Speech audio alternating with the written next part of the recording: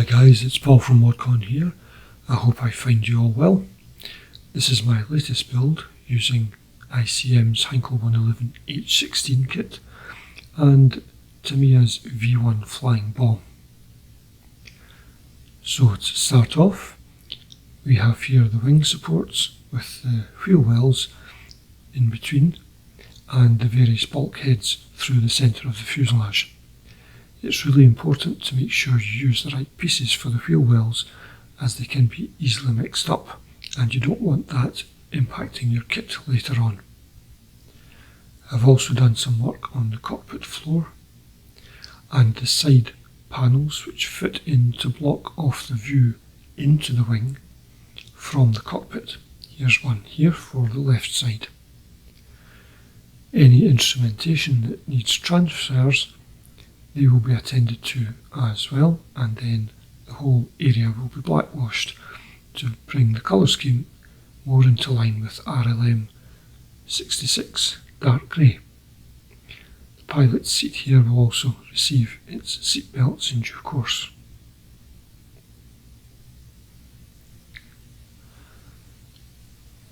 We have now the left side of the fuselage with an additional insert to complete the ribbing in this area of the model. And up next, a short resume on how I make my homemade blackwash. These are shavings from artist pastels, scraped into these containers, in this case old contact lens containers. And after I've done that, I add in washing up liquid that you would use for washing your dishes and some water and mix all that together and you've got your blackwash. You do have to practice this because if you put too little in the way of shavings it will come out very thin and fluid, and too much will make it very thick. So you've got to try and hit the balance in between. So next up, this is the left side console for the pilot. Small amounts of plastic card were used to recreate the levers, and then some crystal clear was added, and those areas will be painted for the handles of those levers in due course. Now the cockpit area has the control column minus the handle and the pedals in place, as well as the seat belts, and I just about to add in a cover on the bomber sight, which you can now see. I did a little bit of blackwash on the seat belts just to bring them up to speed, and part of the undercarriage assembly is on the right side, and here is the rest of the undercarriage, including the wheels, along with the observer seat and some small instrument panels on the lower left. Having drawn the fuselage halves together, I used the melted plastic in the liquid cement jar that I had made up a few weeks ago, and this acts as a very good sealer for join lines. It does take a wee bit extra work to get it perfectly flat, but it's really good, and because it's the same ingredients that you're using for A, building the model, plastic, and B, gluing the bits together, liquid cement, it does a really good job when it's used as a mixture for filling gaps, and you can see the slight sheen on the join line here, and this is the glue once it's dried.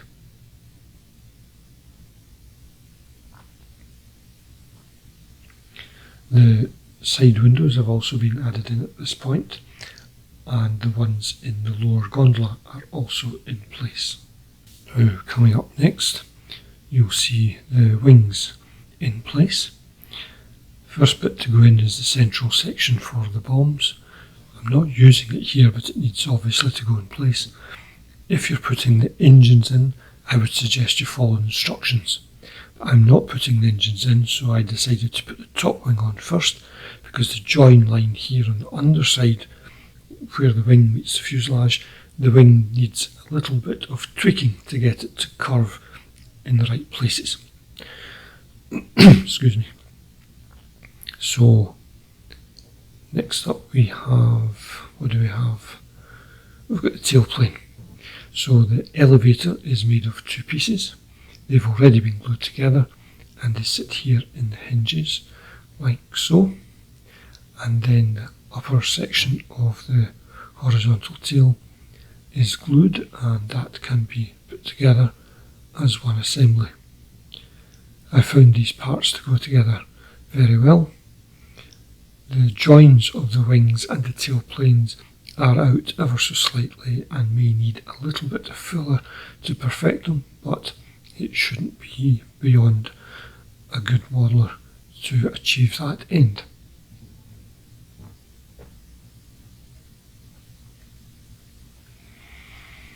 And just a little extra liquid cement along the join lines to get as good a fit as possible.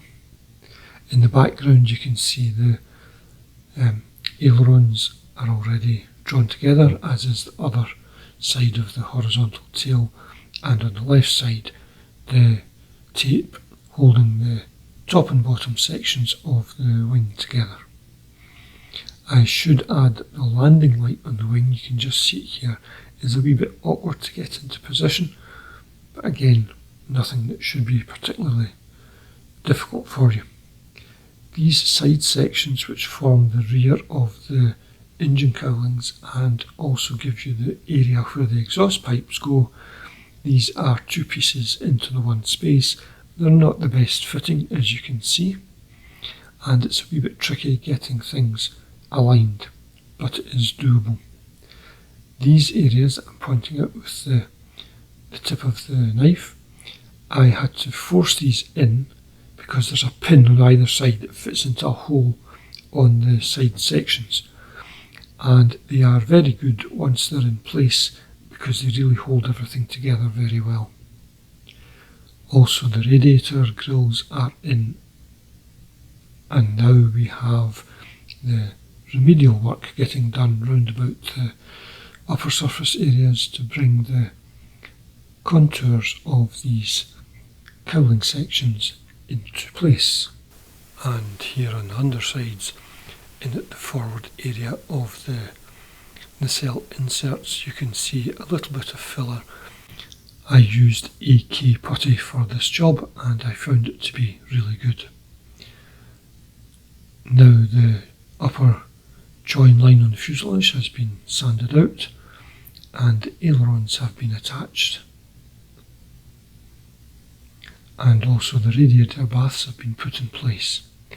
The plastic card is my interpretation of how the V1 suspension rack would have looked, especially if I'd bought something that was in the right scale. I got a 32nd scale accessory kit thinking it was 48. Do read what's on the box. This is the body of the V1, just trying to arrange the best fit for it, and there will be more on this assembly later in the build. I used instruction sheets from the 32nd scale kit and they're relatively easy to downsize. So this is Tamiya's V1 flying bomb. Looks very nice indeed, very easy to assemble, and it's got a few stencil markings to go onto it, but there is nothing really that you need to worry about with this kit. The small tab on the forward upper fuselage was added on by me, and that is where it will link onto the suspension rack under the fuselage.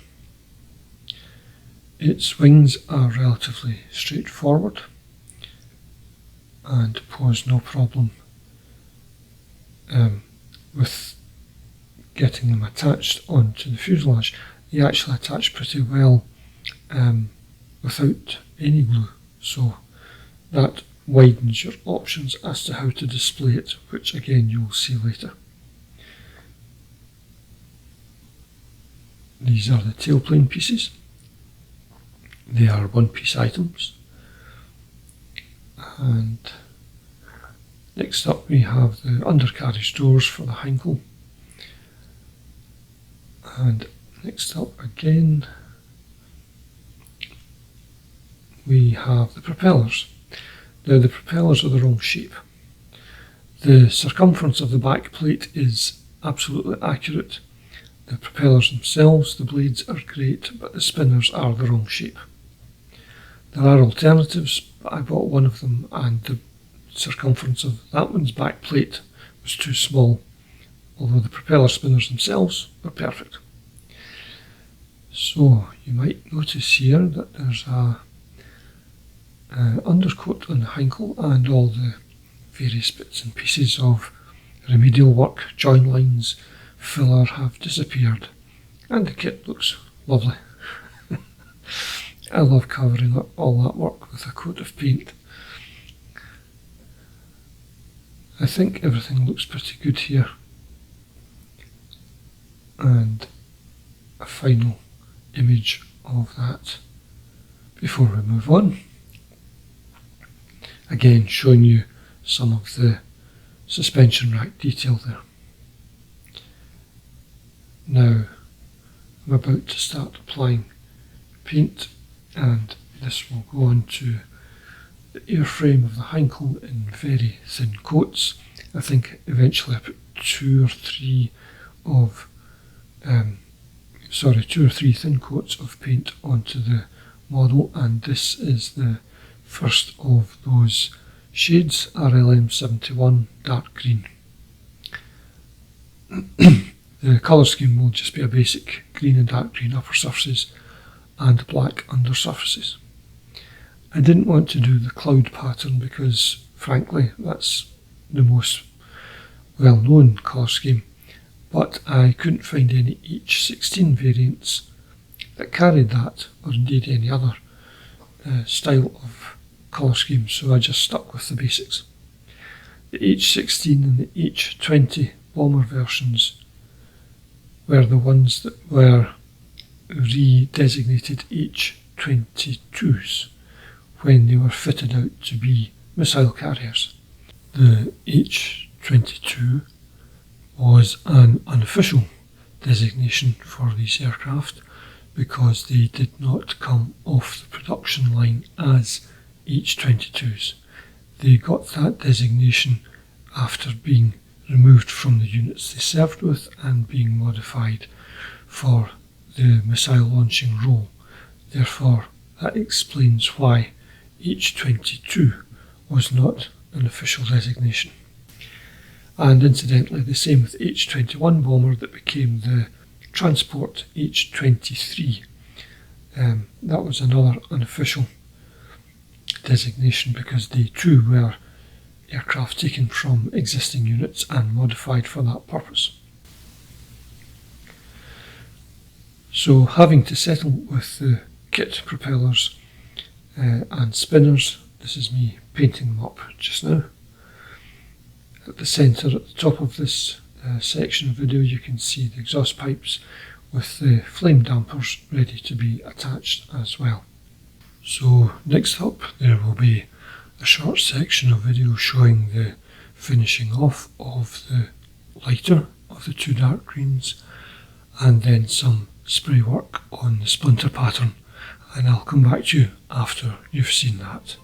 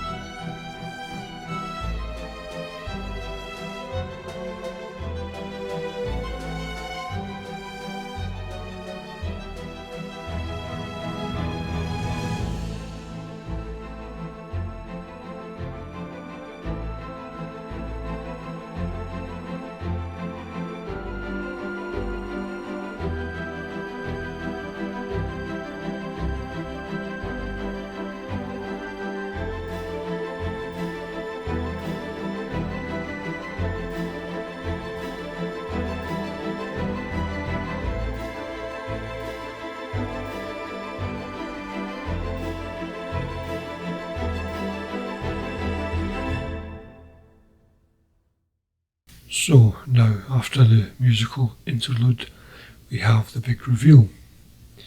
This is where you take the tape off and hope for the best. I'm pleased to say though that the splinter pattern came out really nice. It was worth spending the time getting all the tape applied in the first place. And of course, later on in the build, this will be blackwashed just to give it a little bit of a used look, which is my preference these days.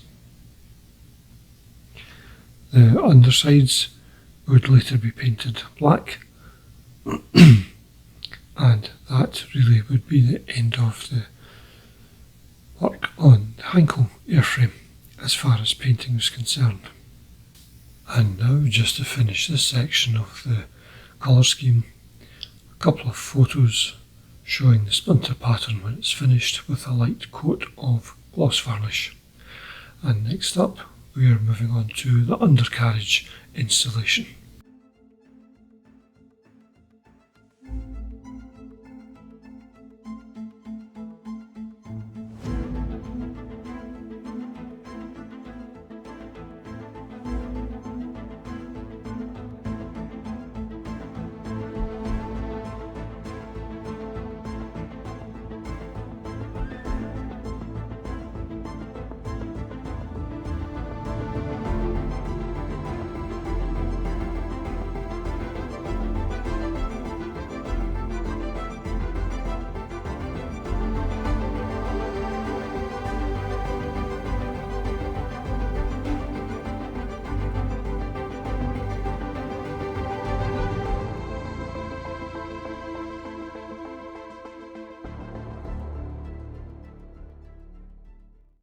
So that's the undercarriage in position, and it's really quite a sturdy assembly once in place.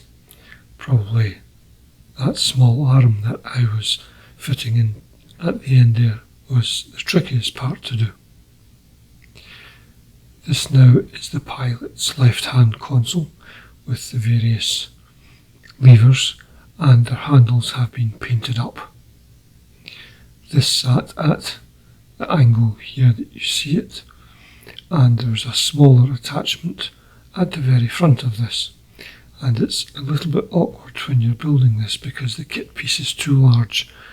That's the attachment going onto this piece is too large, and it has to be cut down in order to allow the repositioned instrument panel, which was taken from the cockpit ceiling and relocated to the left side of the fuselage, and that will come up later.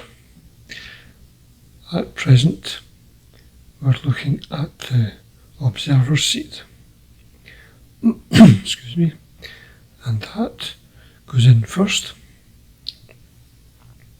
and then the rest of the cockpit floor with its various attachments will sit in next. And now that I've got the observer seat into position, I can progress with the cockpit floor. This is a little bit tricky to insert. You've got to be careful not to hit the instrument panel on the left side and knock all the levers. You don't want to be picking these up from the carpet monster. After a few moments, you can feel this piece clicking into position. That's it now, and the job is complete.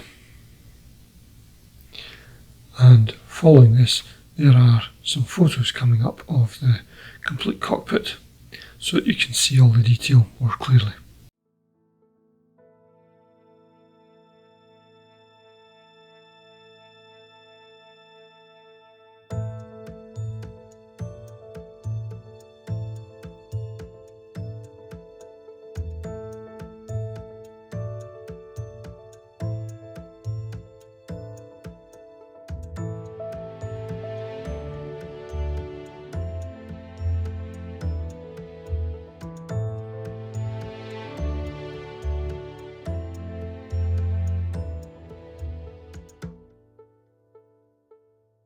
And now back to the V1.